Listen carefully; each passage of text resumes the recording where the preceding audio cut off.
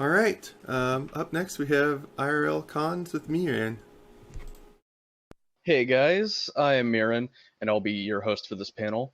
This panel will be on what it's like to go to a FurCon and how to plan out and expect for it.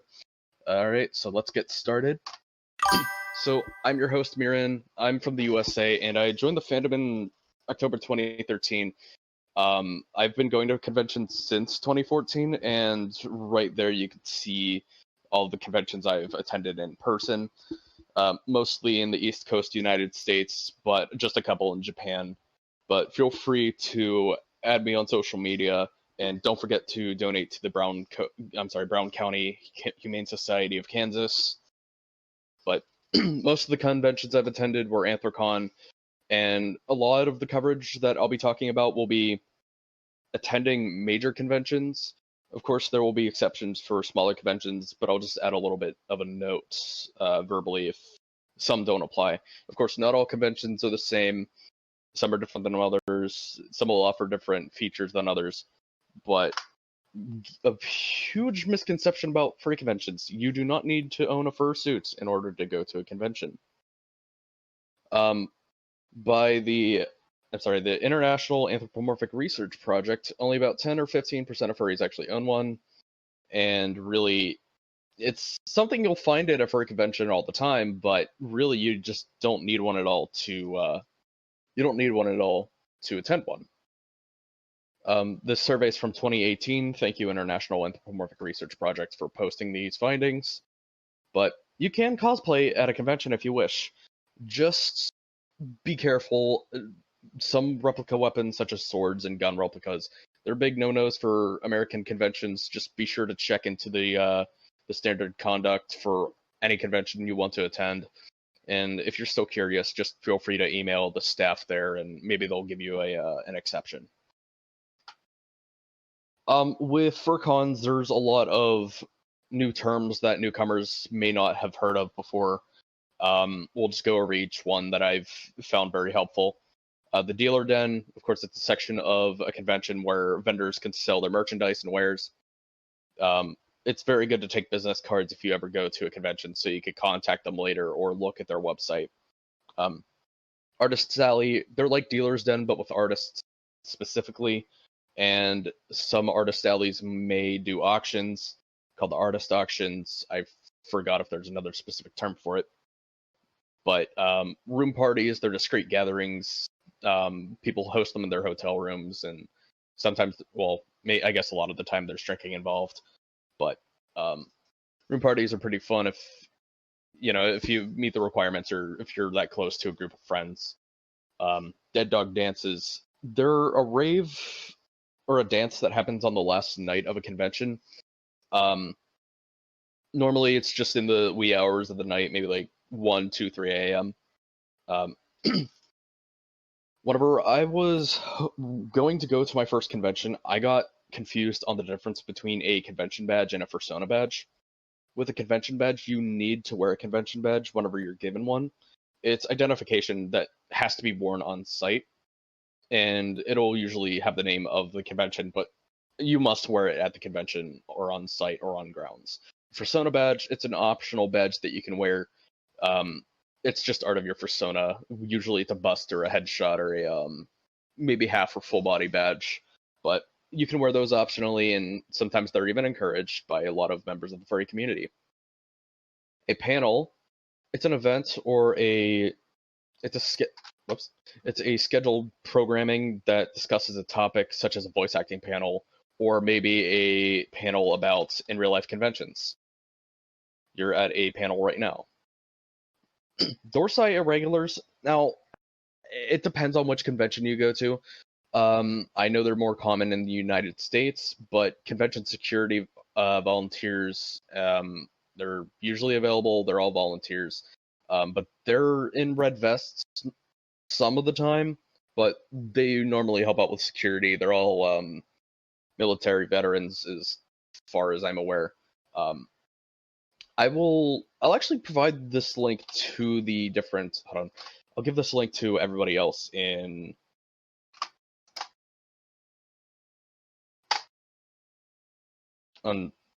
There we go. Sorry about that. I was pasting the link to Telegram and Discord so that you guys could follow along. I forgot that you can actually click on these and it'll take you to a Wikifur page of each term that I was talking about. So anyways, moving on. My bad.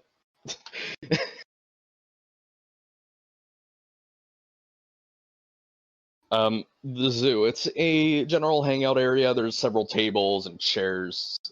Really, you can just do anything in there. You can play board games. You can chat. You can draw art.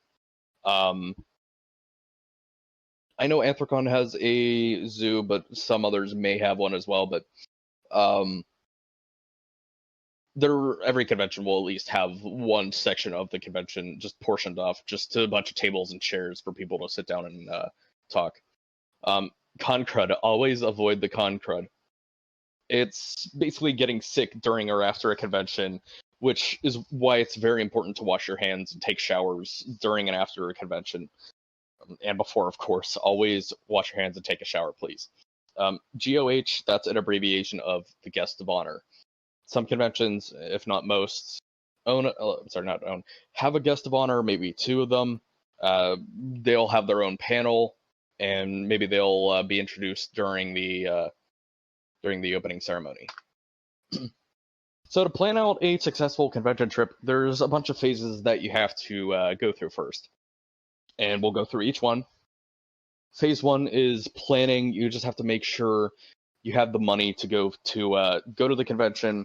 Just make sure you can afford it, and managing your expenses isn't just important for con going, but it's helpful for every day too.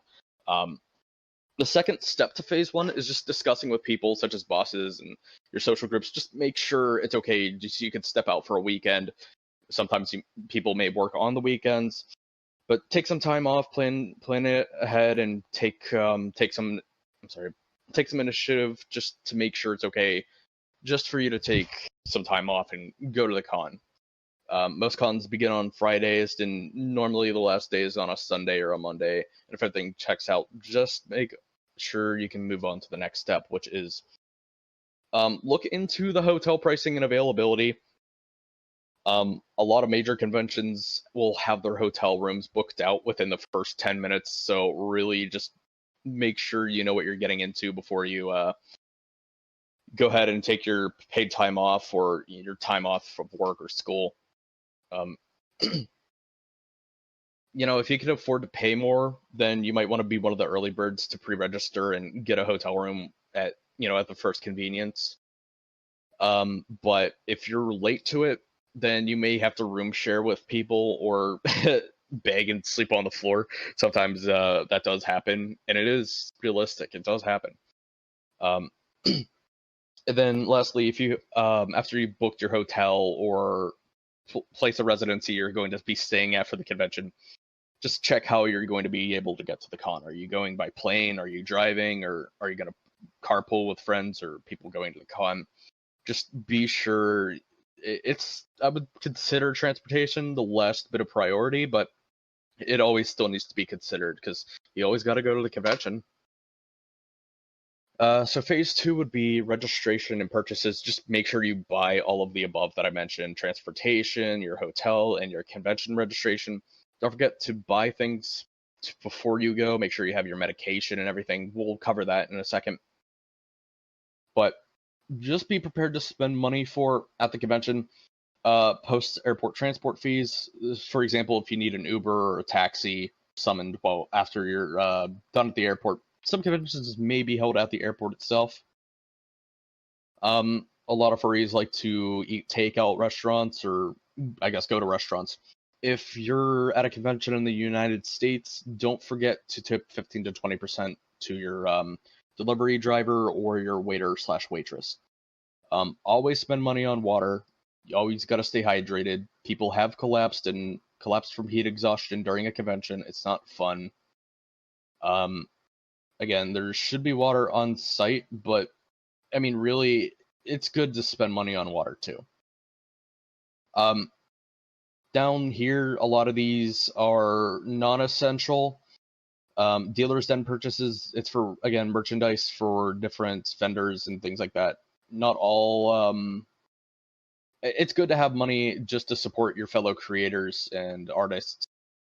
Um, be sure to have some backup money for unexpected hotel fees in case if somebody accidentally grabs, that one chocolate bar from the mini fridge or who knows what.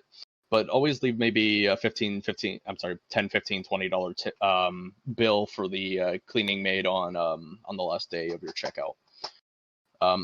Charity donations. Once again, don't forget to donate to the Brown County Humane Society of Kansas. How many? Hey, Trace, how much money do we have so far?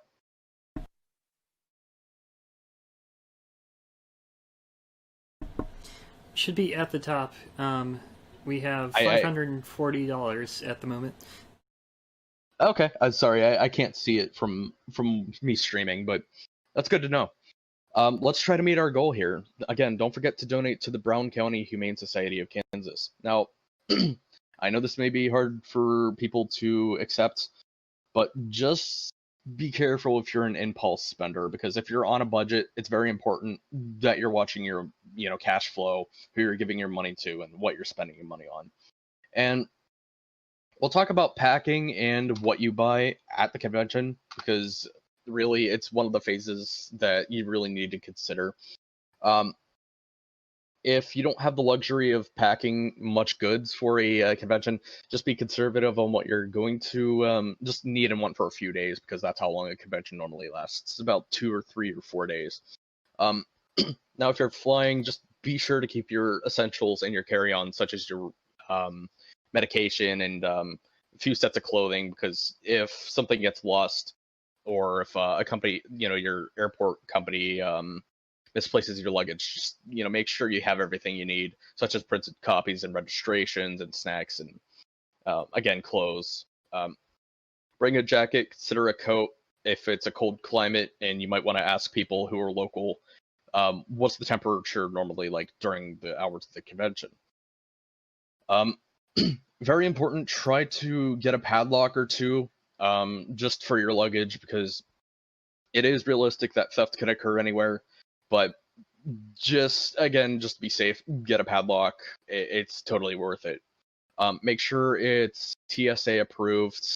That way you won't get in trouble with the law if you get pulled over at the airport. So non-essential packing, if you do have the room or the luxury, just be sure to pack these items.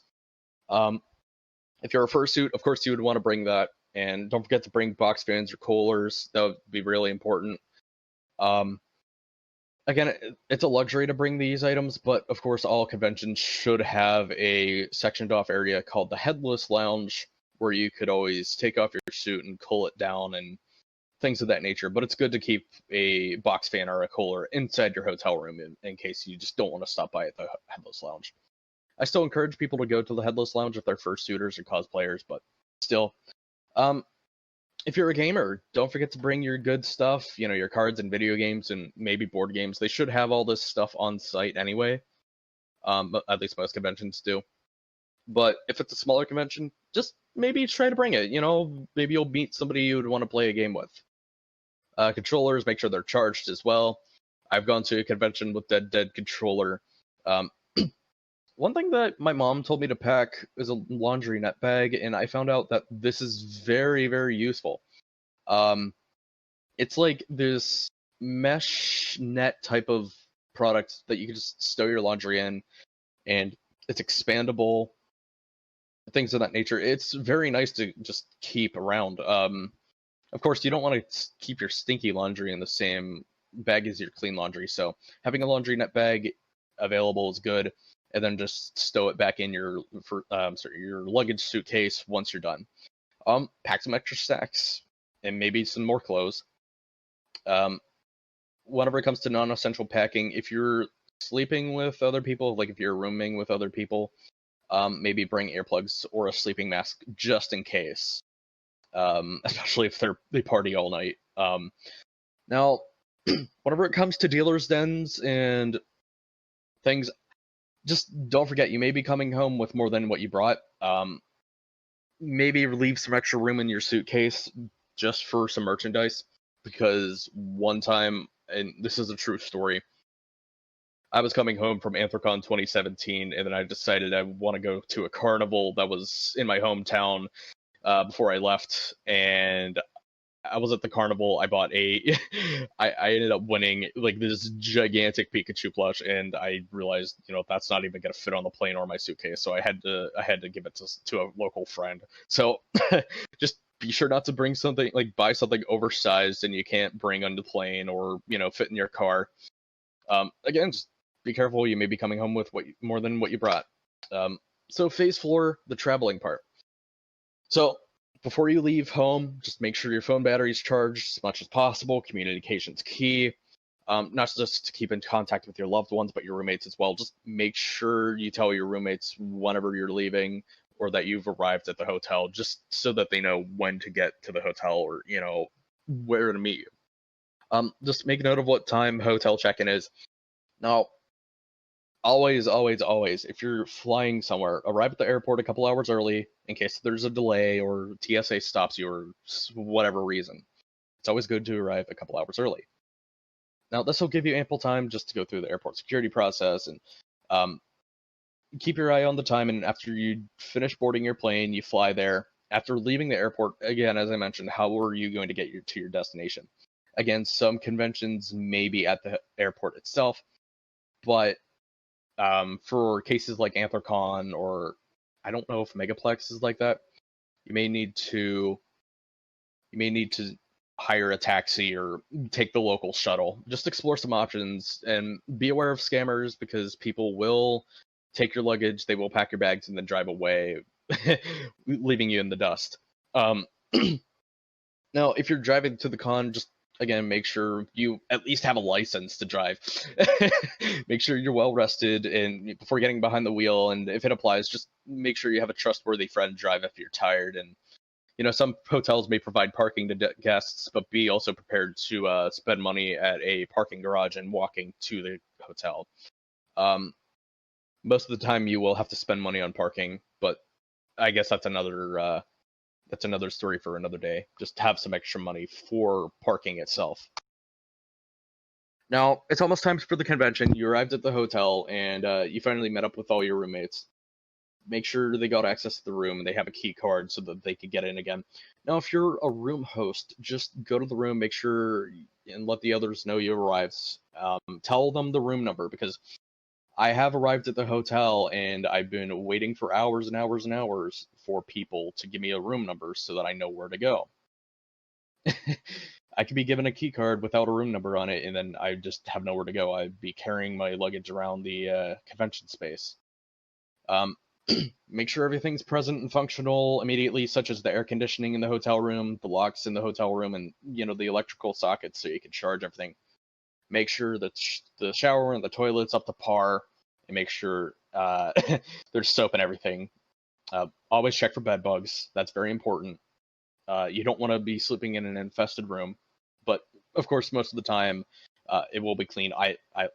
Sorry, I meant to say 99% of the time it should be clean. I've never had a problem where I've had bed bugs at a hotel. But again, you just always watch for yourself. After you check into the hotel, go ahead and focus on the convention. Just make sure you know when registration time is for the convention. Have all your documents such as your ID or passport or a printed copy of your registration for proof of purchase.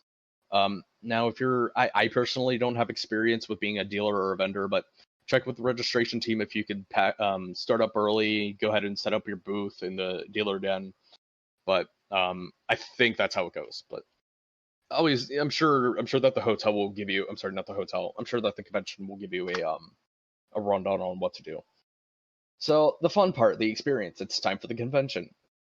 Before you get in the registration line, some conventions will offer a goodie bag, which could contain a convention booklet. If you're following along with me, you could click on convention booklet, and then a wiki for article will pop up. Again, some conventions may have these goodies, some may not, but it may contain a convention booklet, may contain a poster, an event schedule, and you can always check the event schedule online. Most conventions should have an online schedule anyway. And or a local area guide for restaurants and other shops and goodies and services like that. As I said, not all conventions have these. It's great reading material when you're in queue for registration. If you're at a major convention, be sure, just like be prepared to wait in line for just like a few hours. Bathroom breaks are a must before you get in line. Some conventions may have it sorted differently. Just ask somebody at the front of the line, how is it sorted? It could be sorted by registration class, like pre-reg, sponsor, super sponsor, etc. And some are sorted by the last name. Just greet your fellow con goers, socialize, just say hi, and take some pictures of the convention so you can have some memories to look back on. You're on vacation, just relax a little bit, go shopping, eat at a restaurant, hang out with friends, and just take in all the panels and the city life and the culture. Just breathe. You're on vacation. Here's some highlighted activities at a lot of conventions. There's gaming rooms, there's charity events for of course, the selected charity. Once again, don't forget to donate to the Brown County Humane Society. There's nighttime raves most of the time, and sometimes a dead dog dance. Musical performances are available during daytime hours. Guest of honor panels, if available. Again, not all conventions have all of these panels, but they are pretty common. Fursuit parades and photos are available. Community submitted events and panels like this one will be available at conventions. But again, it's very important to keep up your hygiene at a convention. But the 621 rule for self-care is pretty good. Really just respect yourself and respect your fellow con goer. Just don't have any offensive odors, shower, wash hands, but get 1 shower a day, 2 meals a day, and 6 hours of sleep per night. And this is the minimum that you need to do. I recommend taking 2 showers a day, because even if I have taken 1 shower a day, I have gotten con crud, and enlarging lymph nodes are not very fun to have. Drink lots of water. Again, it's very important to keep yourself hydrated when washing your hands. Stretch your legs. Make sure you don't get any blood clots or deep vein thrombosis. Just check the time. Make sure you're on time for different panels like this one. Thanks for tuning in, everybody. Just check the event schedule whenever you have a spare moment. Fursuit Etiquette, that's Yappy Fox, by the way. Thank you, Yappy, for letting me use that photo. There is a unspoken rule about fursuiters. Just be very considerate, because these guys are under 100-degree Fahrenheit fursuits and costumes, and they don't have very stellar vision or mobility. So just be sure to respect the person inside the costume. Even some fursuiters have medical conditions such as spinal problems, and I heard a story one time that somebody was very excited to see somebody at a convention, and they literally ran at them and tackle hugged them to the ground, and little did they know they actually had a medical condition, like with their spine or something like that. Just be careful, take it easy. They're all people too. Don't touch without permission, unless of course it's a friend of yours, but be sure to have your camera ready before requesting a photo, because the time it takes you to ask, hey, can I take a photo of you? And then it takes you 20 seconds to pull out a camera. They're already standing there just dying to drink some water. So just have your camera ready before you take a picture. And you know what, just on a second note, take this into consideration for all attendees anyway. Just respect everybody equally. If you're not a cosplayer or a fursuiter, don't go into the Headless Lounge unless you're somebody's fursuit handler. It's a safe zone for all convention attendees who just are only fursuiters or cosplayers. They have to cool off, sit down, and drink water, and other things like that. So, if you have any trouble at a convention, ConOps is the place you would want to go. If there's an issue, whether it's little or big, they will always be there for you. Keep in mind that every single ConOps staff, every convention staff member, they're all volunteers, so try not to give them a hard time. Convention operations should be available to all attendees, and they can assist by answering questions and lost and found, and just pretty much handling every type of situation that goes down. again, they're under a lot of stress and they're volunteers, so just be respectful, be nice to them, and I recommend volunteering at conventions if you ever get the chance to do so. Phase 7 would just be going home. Unfortunately, all things must come to an end, but really check to make sure you've finished with everything. Make sure you picked up your artwork so you don't have to pay a shipping fee. Make sure you you paid for your hotel fee and paid the hotel maid. Really, just say goodbye to your friends and exchange contacts with them, maybe on Telegram or Discord or something like that. Again, make sure you have your phone. I keep saying again, my bad. Make sure you have your phone, wallet, keys, etc., and all your essentials, and then, unfortunately, you go home.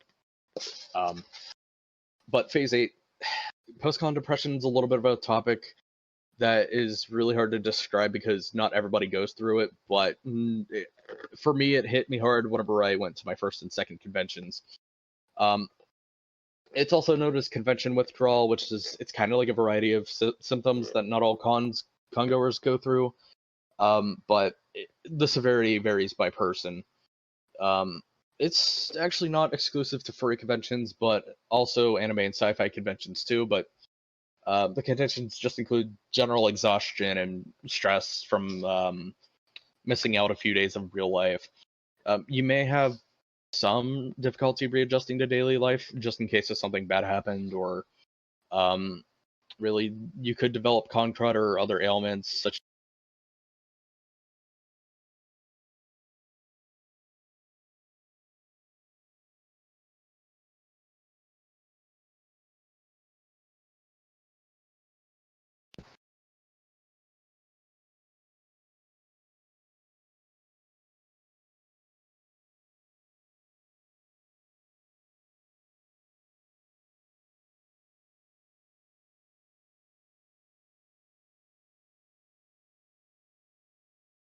Sorry about that. My my headphones have an automatic shut off feature.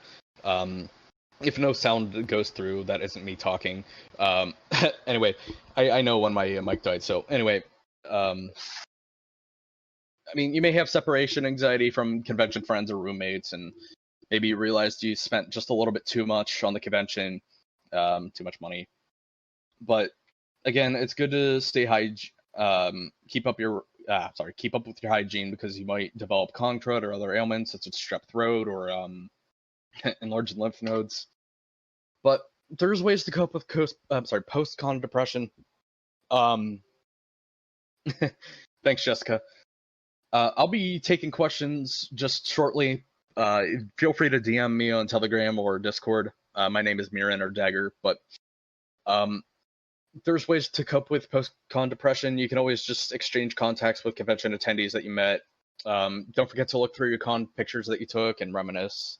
Of course, you have all your merchandise and souvenirs that you bought at the dealer's den, or the goodie bags that you've got at the registration line. You can always plan for the next convention, and you can always just keep browsing furry content and attending local furry gatherings in your area. And if you don't have that luxury, you can always do so in VR. I recommend getting a VR headset because here's just a small plug. I have a real big hobby for virtual reality. Get yourself a nice headset, and then you can talk with your friends every day in VR. Just use some healthy relaxation techniques, meditation, yoga, ASMR, deep breathing, etc. And just do what you can to keep yourself entertained and active. Don't get yourself depressed, because post-con depression, if it really takes over you, you could develop clinical depression. It has happened. Anyway, and that's the furry convention experience. And thank you, everybody.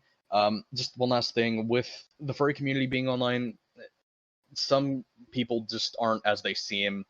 Be very careful who you meet in person, whether it's at a convention or other ways. Just use your best judgment. Go with your real friends. Just watch your food or drinks, and remain in public places. Just don't stay anywhere you don't feel comfortable at. And there are resources that can help you. Human trafficking and domestic abuse hotline. There's numbers for that, and here's the website for it, just in case. But there are people there to help you out. Just be careful who you meet. Conventions used as reference. Here's Anthrocon, Furry Week in Atlanta, Megaplex. I actually originally made this convention for Megaplex Online. Smaller conventions, Osaka Fur Fun Festa, they're really cool. Western PA Furry Weekend and Furloween, those are just some quick shout outs. But if you guys have any questions, feel free to message me on Twitter, Telegram, Line, Discord. I'm also on VR Chat, WikiFur. I'll take questions of any type. So feel free to message me, everybody. Thank you so much. But it seems actually that it is 12:30, and I've only used up half the time that I have here. So while questions pour in, I'll just do a second panel that I did last night. So here's a bonus panel. This one is called Hybrid Conventions, and it could potentially be the future of furry conventions. So what exactly is a hybrid convention? Well, it's the supposed idea that it's supposed to bring elements of online conventions and in-person conventions together at the same time. It hasn't happened exactly yet in full motion. Japan Meeting of Furries kind of did something hybrid. Jessica, I'll get to you in just a second. Sorry about that. Discussion and planning, it's still in the works with some major furry conventions. I'm really trying to push the hybrid convention agenda because I really am into online conventions a lot, and I've also attended in-person conventions. And really, if you put both elements together, then you could really have something really nice. Discussion and planning, it's still in the works. With COVID-19 just playing a role in canceling conventions in person and starting online con trends. I mean, really, it's been proposed that the tradition for conventions online should just still continue, regardless, because for reasons I'll get back to this slide yet. Really, benefits of a hybrid con. I mean, physical meets virtual, avatars meets fursuiters. Really, seeing the blend of real and virtual worlds just come together can really be a nice experience. Augmented reality technology is still improving. It'll be more immersive as time goes on, and I, in fact, have used augmented reality apps.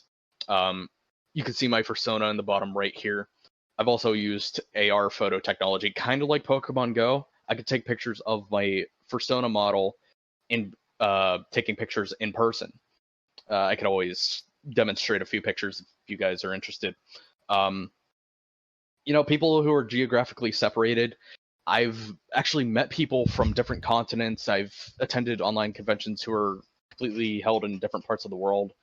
For Zavarance, which is held in South Africa, I met a really nice community of people down there who I really want to go to South Africa after attending their online convention.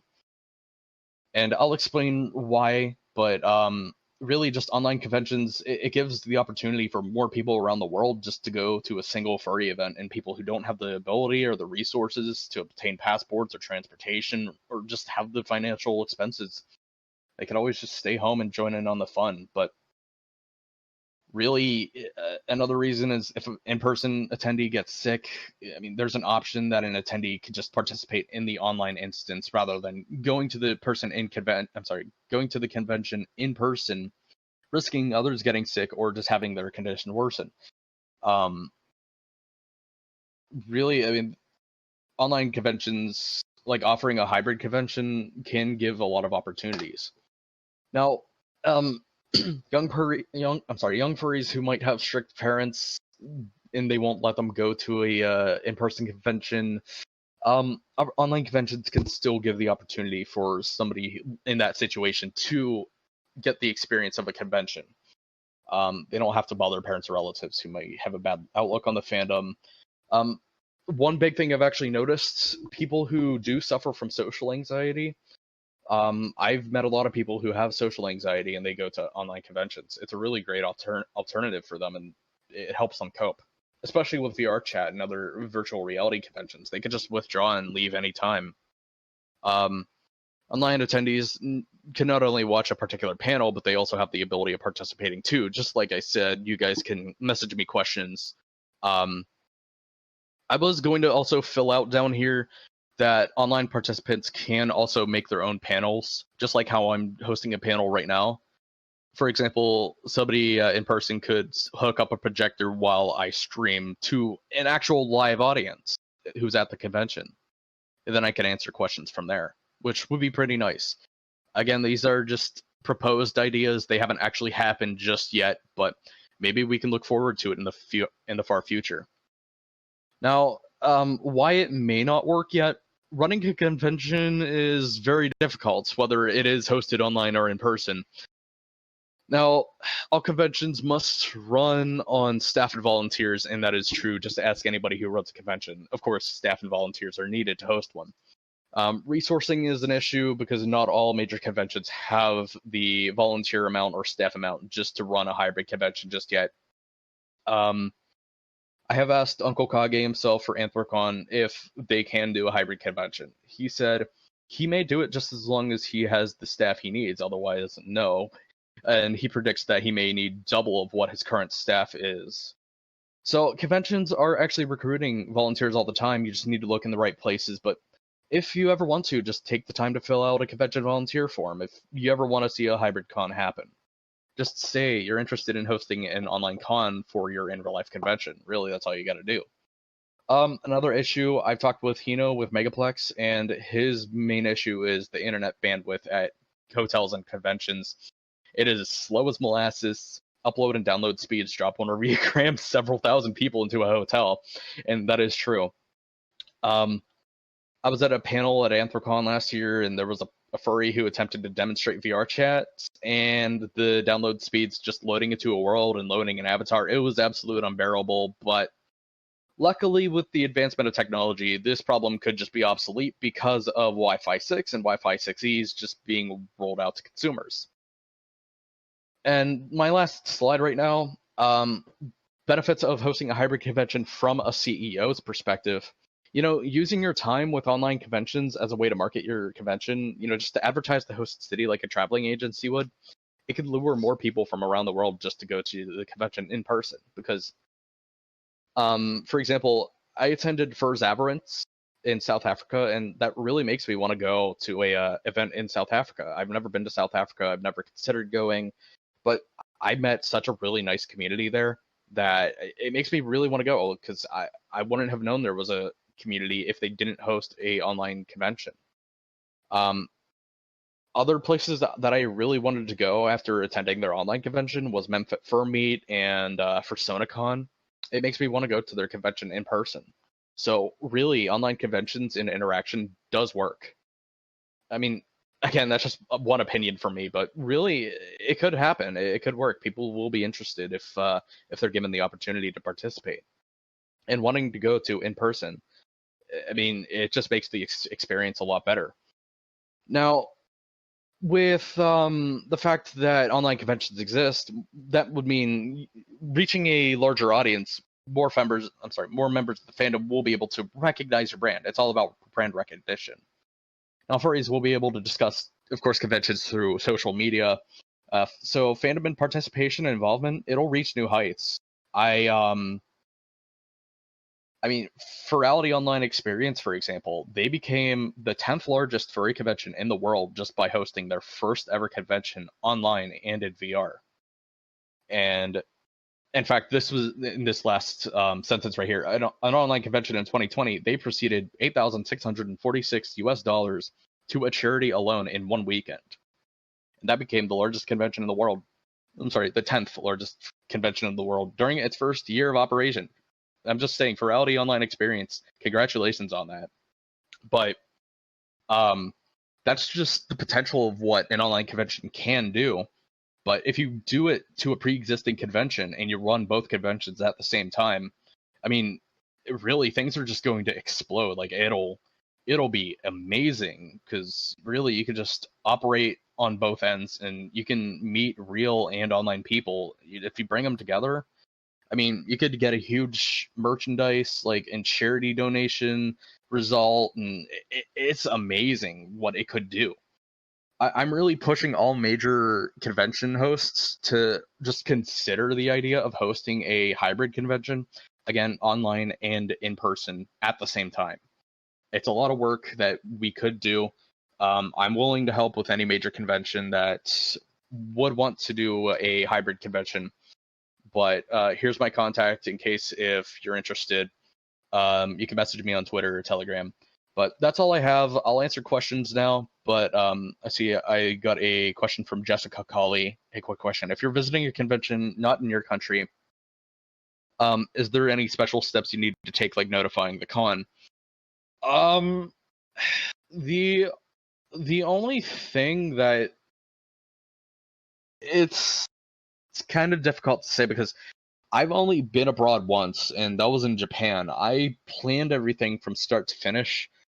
So, not just that, but a local who actually lived in Japan helped me with planning going to the convention too. So, maybe hook up with a friend who lives in the area. Maybe they could help you with registering and your idea planning. So that's the only advice I can offer because I've only left my home country one time, and that was last year in September. So with advice with traveling abroad, I really don't have the best advice for that, and I'm not the best person to ask about it. So I'll check the OwOmaCon Telegram chat, see if there was any questions. Nothing so far, no questions. Thank you, Alex. Thank you, Midna. Discord, I don't see any questions, but Kit, if there's any questions on the YouTube channel, then please read them aloud to me. Because if I don't want to like do this weird matrix overlap thing right here. Yeah, I don't think we have any questions on the YouTube at the moment. Actually, I think I just saw one pop up. How much you need to save to travel like that? Really depends on the convention or where you're going. If you're going to a major convention, maybe like some people have said maybe $200, $300 a day, but if it's a local convention like in your town, and if it's a small convention, maybe about like $100 for the weekend or something.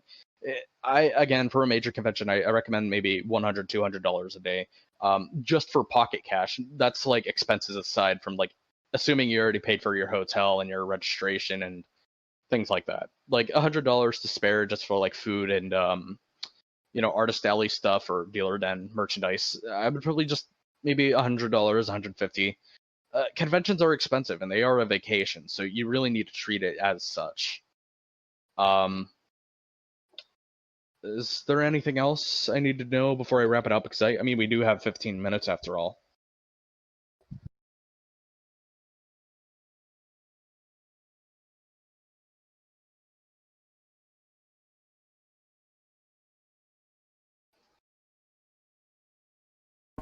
And another question from Akira. What did you say for your trip? It depends on which trip, because again, I went to I think so many they were conventions. asking about the trip to Japan. Oh, well, my trip to Japan, that was about I paid about like $5,000, $6,000 US total, but that was because I paid for my flight, I had to pay for hotels, I bought things from Japan that I exported back to America. There was a lot of new experiences that I really wanted to do in Japan, and I did it. So really, again, I'm not the best person to ask for traveling expenses, like traveling abroad, because I haven't done it once and I kind of winged it. I would recommend going to Japan though. It's a really beautiful country. I really want to go to Japan meeting a furries in person one day. In fact, they're having a virtual reality version in January. In case you guys have a VR headset or you want to play VR chat, they do have it available. I would ask a traveling agency or just somebody who's actually experienced with traveling abroad that question. But Japan, I paid about $5,000, $6,000 total for that for about 2 weeks. Don't forget to bring your ATM card, because ATM cards are actually pretty compatible in Japan too. I forgot to say.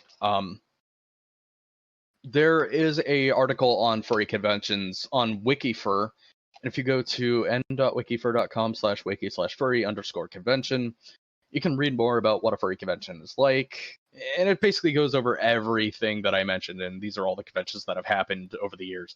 But regarding online conventions, I'm just gonna brag right now. Me and another person made this article for online conventions too. Here's OwOmaCon, by the way. Congratulations, I put you guys on the list. I'm just stalling right now until my time is up. But there are resources you can look at. Really, for example, if I wanted to plan a trip to Anthrocon, I would look up Anthrocon on Google, go to their website, and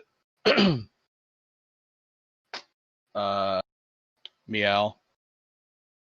Yeah, I mean, there's just a bunch of other things that you can do, like register and look at the FAQ, and it's really cool. Like, the planning experience is pretty nice.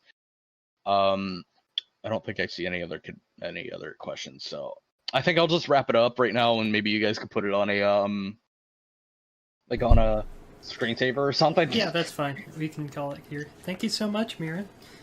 Thanks, everybody, and enjoy OwOmaCon. Enjoy the last day. Again, don't forget to donate to Brown County Humane Society of Kansas. Bye, everybody. Bye. We'll be back in just a few minutes. Well, about 15 minutes, we'll have our next panel, which is going to be Believable Anthros with Tempo and Foxbrush. Thank you. Silver Gato Man, he bought me a coffee. Silver Gato Man, here is the song for thee. He likes to video all the panels at the cons. You should go and watch them whether they are short or long. Silver Gato Man, you video that's not a jibe. All of you go to his YouTube channel and like and subscribe.